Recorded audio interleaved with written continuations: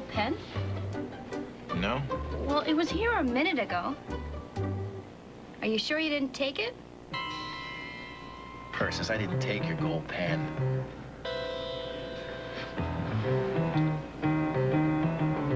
Persis, I didn't take your gold pen. What do you want me to do? Take a lie detector test or something? Lie detector test? That's a great idea. And it brings up an interesting question. We've all heard about a lie detector test or a polygraph test, but have you ever wondered how a polygraph test works? Did you steal the chocolate bar? No, I didn't do it. What do most of us think of when we hear the word polygraph? A police officer firing off questions? Levers scratching? Sweat pouring down a suspect's face? Did they or didn't they do it? Well, that scenario seems a bit extreme. But in essence, that is what the polygraph test is all about, to determine whether or not a person is lying. So how does a polygraph do that? Well, the answer lies in our own bodies.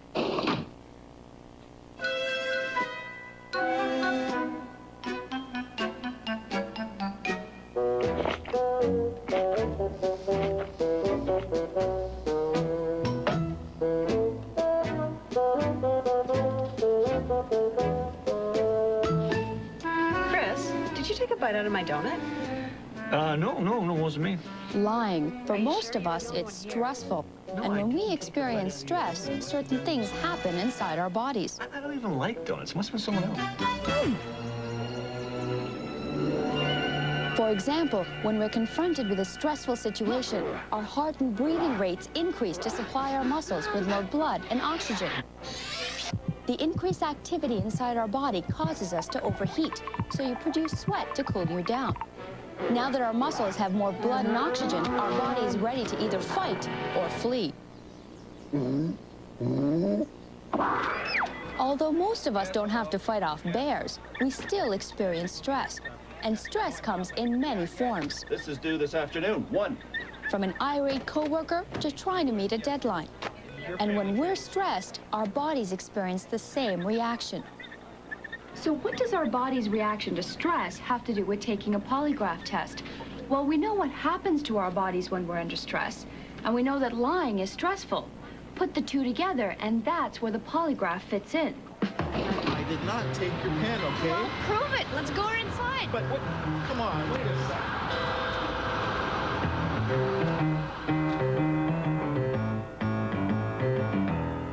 Oh, Michael.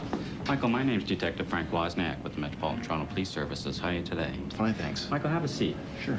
Michael, do you know why I've asked you to come in and talk to me here today? The first stage of a polygraph test begins the moment you arrive. You and the examiner engage in a casual conversation. This is when he conducts a pre-interview.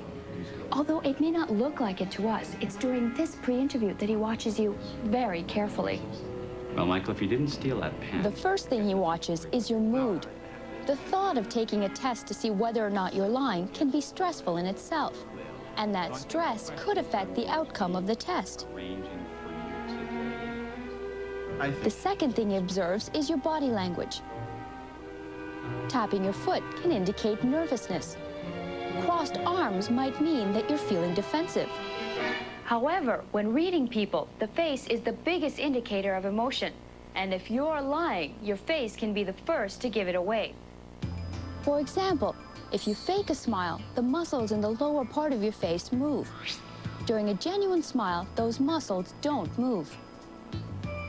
Blushing can also be a sign of deceit. If you're lying, changes take place in your nervous system, causing the blood vessels in your face to expand. This appears as a blush. Once the pre-interview is over, the actual test begins. This is probably what you think of when you hear the word polygraph. But things have changed over the years. The old analog system has been replaced by a computer. But the idea behind it is still the same. The main objective of any polygraph test is to monitor your responses to a set of questions. While the examiner records what you say, the computer records your body's reactions. These reactions are centered around 3 main areas. The first area is breathing. 2 rubber tubes are placed around your body, one around your abdomen and the other around your chest. These tubes record changes in your breathing patterns.